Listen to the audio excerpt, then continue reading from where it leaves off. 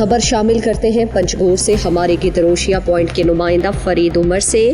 پنجگور کے سینئر صحافی اور پنجگور پریس کلب کے صدر عمر ماجد کی رہائش گاہ پر فائرنگ کے خلاف پنجگور پریس کلب اور نیشنل پریس کلب کے زیر اہتمام احتجاج، اور صحافیوں نے سٹی پولیس تھانے کے گیٹ کے سامنے پلے کارڈز اٹھا کر احتجاجی مظاہرہ کیا۔ پنجگور انتظامیہ اور پولیس سے فائرنگ میں ملوث شرپسند کو بے نقاب کر کے گرفتار اور صحافیوں کو تحفظ فراہم کرنے کا مطالبہ کیا۔ صحافیوں نے deputy commissioner Panjgur Abdulrazaq Sasoli, district police officer Panjgur Inayat Ullah Bangulzai اور SHO city police Amir Jan Baloch کو یادداشت پیش کیا اور فائرنگ کرنے والوں کو قانون کے کٹہرے میں لانے کا مطالبہ کر دیا۔ پنجگور پریس کلب واضح کرتا ہے وہ بزدلانہ حملوں میں کسی طور پر بھی مرعوب نہیں ہوگی، اپنا قومی ذمہ داری بھرپور انداز میں جاری رکھے گی۔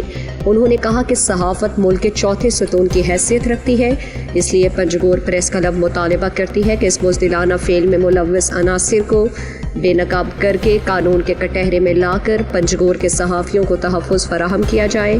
اس موقع پر district police officer Panjgur Inayat Ullah Bangulzai اور SHO سٹی امیر جان بلوچ احتجاجی مظاہرے میں پہنچ کر صحافیوں کو یقین دلایا کہ پنجگور پولیس فائرنگ میں ملوث عناصر کو جلد قانون کی گرفت میں لا کر صحافیوں کے تحفظ کا ازالہ کرے گی۔